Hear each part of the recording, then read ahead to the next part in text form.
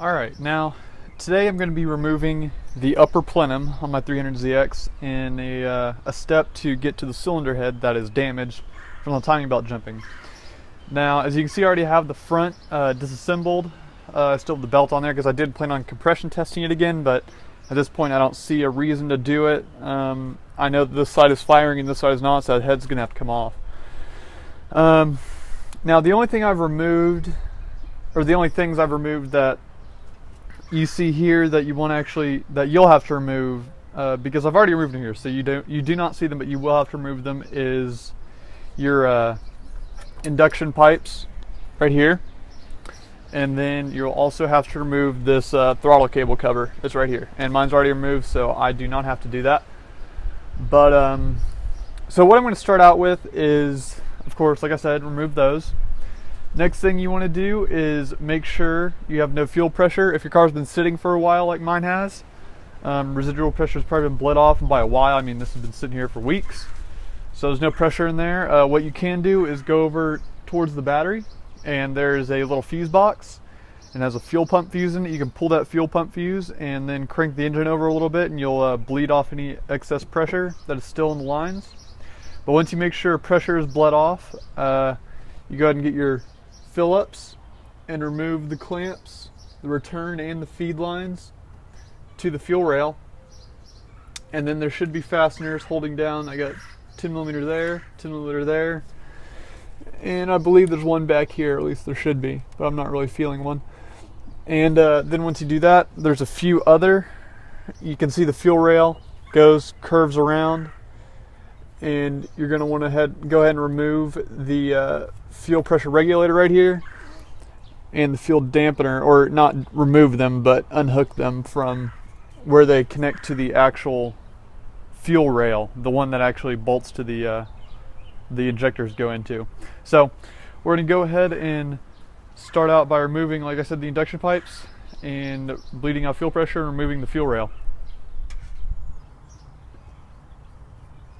And then once you have those loosened, you just want to go ahead and you might just be able to wiggle them off there, because I replaced my fuel filter somewhat recently, so mine won't be that hard to get off. You may have to get a flathead against it and pry it off there, kind of like I'm doing now. It's much easier if you have your hand there, but I'm trying to show you guys what I'm doing. So there's the fuel feed.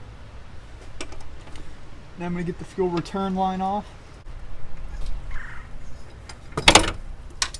And there's the fuel return. So now you can see both of these are removed. Next thing I'm going to do is get the 10mm fasteners that hold on the fuel rail. And this one also happens to be holding on the throttle cable, but like I said, there should be one here, one right here that holds on the fuel pressure regulator. It looks like there's two that hold on the actual regulator. Two back here. And then, of course, you got to get the Phillips that actually have the lines that connect to the fuel rail right here. So you can see I got a somewhat long Phillips, and I'm reaching down there with it, unscrewing that, and then you can see right here, unscrewing this one. Alright, so with that, I should just be able to go now and take off the 10mm that actually hold this down and get this out of here. Now, as you can see, I got my impact. These are just 10mm. Take that one off there. I don't see any others, for me at least. There should be some for you. So now you can see my fuel rail is loose except for the lines that hold it to the fuel rail. Alright, now you can see I got the fuel rail off. Next thing I did was I just broke the nuts loose. I usually break the front one loose. You don't want to break both of these loose, because then you'll have it out of adjustment, but you just break your throttle cable loose and you pull the throttle back, and you can slip this cable right out of there, just like that. And feed your cables under all this nonsense if for some reason it's like that. And next thing you're going to want to do is remove the balance tube right here. And these are 12mm fasteners. I think there's 3 on this side, and I believe there's 2 on that side. So you just want to unbolt those and pull it up. There's also an air line, or actually there's two, air, but vacuum. One right here on the very back, and there's also a smaller one right here. So you want to take the clamps off those and pull them off of there, so you don't have to worry about them whenever you're pulling the tube off. It's actually sometimes easier to pull the tube off with them on there, and just because they both point this direction, you can just pull the tube up and pull it that way and they come off. But you can do it whichever way you find easiest.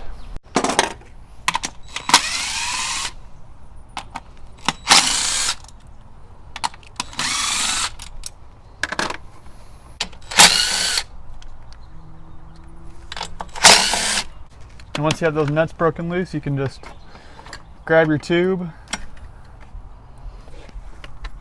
disconnect it from the vacuum line there, and pull it right off there. You also want to make sure though, it's highly recommended to replace these O-rings here and on that side. Make sure that if they come up with a balance tube, you put them back in here so they don't fall off, because the balance tube is flat on the bottom. This is at least recessed, so you can set the O-rings back in there. Next, now that I have the balance tube off, I'm going to go ahead and disconnect all the coil pack connectors. 1, 6. So now you can kind of just set those aside. Now if you have old style injectors, you will need a pick to pull the clip. There's a clip, a C-clip. Well, it's essentially a C-clip that holds the connector on, and what you want to do is get a pick, put it right here, and just pop it out. And you'll often have them fall down. Usually you can get to them with a magnet later on, but if not, I mean, you don't really want to have them all the way out, but you can slide them out just enough that you can pull the clip out. But I have new style injectors I retrofitted, so I can just grab my injector clips and pull these right out of there. Might have to pull the oil cap off to get this one. So now you can see that all the upper connectors are removed, except for the fuel temp sensor, which I'm going to be very careful about because I had my coolant temp break while I was removing the timing cover, so that was great. Alright, next what I'm going to do is use the 12mm that I used to remove the balance tube, and I'm going to remove the 6 coil packs. And just, I mean, I don't expect it to happen, but I'm going to go ahead and put my oil cap back on so nothing falls down there. Of course, I'm going to be removing the cylinder head anyway, so all of the valve covers off, but just for good measure.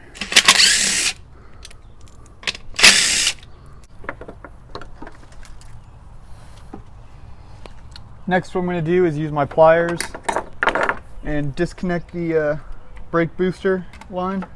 There's also a ground right here, at least that's where it's at for me. I've noticed on these, grounds tend to be in different spots. People just start bolting them wherever. For a good portion of it, really doesn't matter, but for me, there's one right here. It's probably a 10mm. I'm going to go ahead and remove that. And I believe, oh, there's an injector, I forgot. And I believe there's also a ground over here. And also, I'm going to be, while I have the lower intake off to replace the head, or not replace the head, but rebuild it, I'm going to put my knock sensor where it should be, because that's currently where it's at, and that's not where it should be. But I'm going to go ahead and do that, remove the knock sensor. I also have a ground underneath there, same bolt. And then there's a ground right here. Alright, next I'm going to be disconnecting the electrical connectors back here. And these still are old style, so I'm going to be using the pick to get them off. So that'll be fun.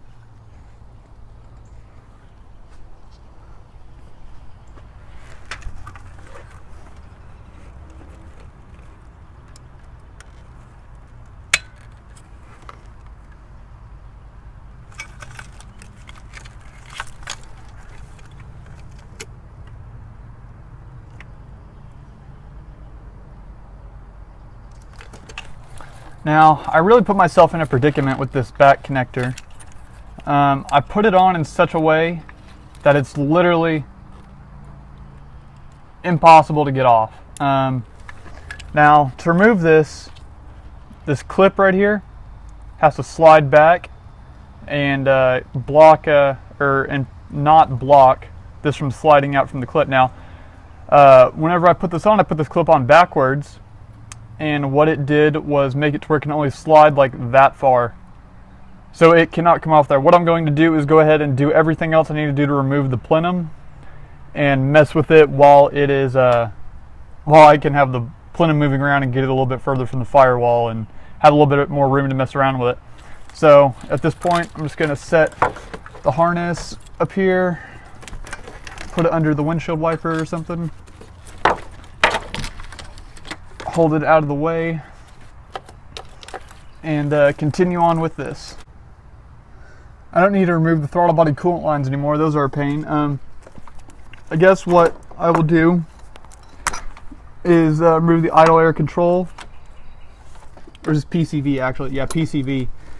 And they're just two clamps that are right here. What you can do is get some long needle nose, preferably 90 degree or 45 degree angle ones, and just grab the clamp and move it aside. Same thing on the other side. And you won't really be able to do anything with this line. You can probably slide it off here and move it down below, but it's really easier just to do it whenever, or just to take it off as you pull the plenum up, in my experience at least. And also, you can't see it, but right here we got the throttle position sensor. Same thing as the other clips. You just get a pick behind there, slide it out just a little bit, and pull it right off there. It's also got a little connector attached to it, a normal one with a push clip. And then right under the throttle position sensor, you can see a few vacuum lines. You just want to pull those off there. Now the next thing I'm going to remove is going to be the EGR, and that is altogether 4 bolts. Can you see them? There's 2 right under here, 2 10mm, and they're not fun. They're possibly one of the worst parts of this. If you don't have coolant lines, those are the worst part, because it's not really an open enough space to get a good tool in there. So I'm just going to use a ratchet. I do have a small 10mm wobble.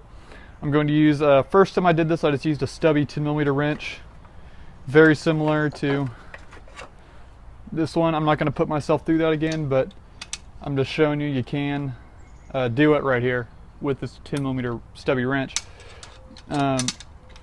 Ratcheting, I'm not sure there's enough room there in between the bolt and the EGR pipe to get a ratcheting wrench on there. There could be, I'm not sure, but I'm just going to use a ratchet and get that out of there. Same thing on the other side, but yeah, it's pretty fun.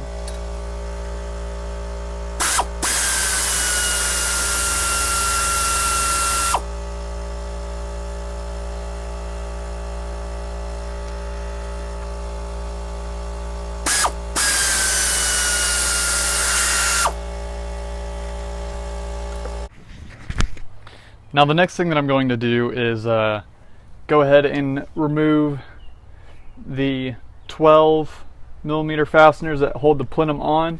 There's one right here that has a threaded hole in it, and it actually is a fastener. Let's see how many there are. There's 1, 2, 3, 4, 5, 6, 7, 8. So there's 8 right here that hold them on. And I'm going to remove those kind of in a cross pattern to prevent distorting the manifold at all. So I'm going to start on the outside. I'm going to go 1, 2, 3, 4, 5, 6, 7, 8, and then pull it off there. And now I should be able to lift it up just like that. And like I said, still on the back side, I still have a connector I need to remove. So that is what I'm going to be trying to do. Let's go ahead and get these bolts out of here though.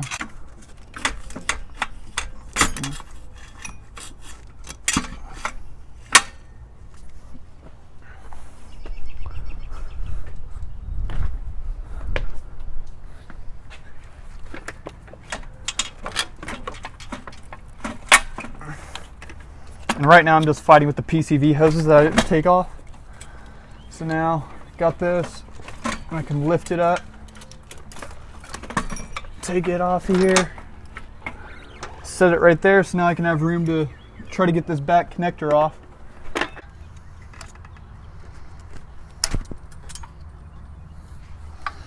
And that clip just flew right out of there. Luckily I heard it hit the ground, so we're good there.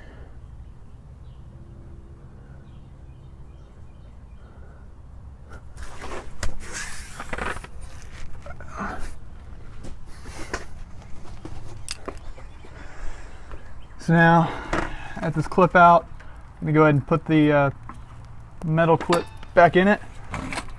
Grab my plenum. We got so many freaking connectors getting hooked on stuff, and pull it right out of there. And now we got throttle cable hooking on it.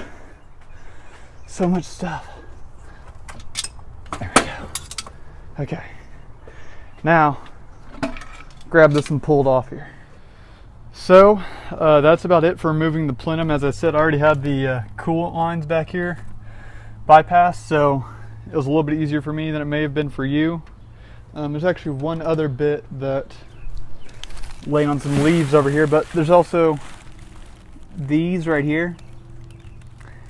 They are not particularly fun to get on and off. If you are able to get both of these back in when you put the plenum on, you'll have me amazed. I spent probably 40 minutes trying to get them in, and essentially they're pointless. They just hold these brackets kind of still. This right here, and you can see it's not even moving to begin with, so I wouldn't even bother putting those back in. I didn't, because there's literally no point in there, and it's just a huge pain. So I hope this video helped you out. Leave a like if it did. Let me know what you think of the video, though. Be sure, if you have any questions, ask me. I can probably help you out. Just let me know what you guys think. Thanks for watching.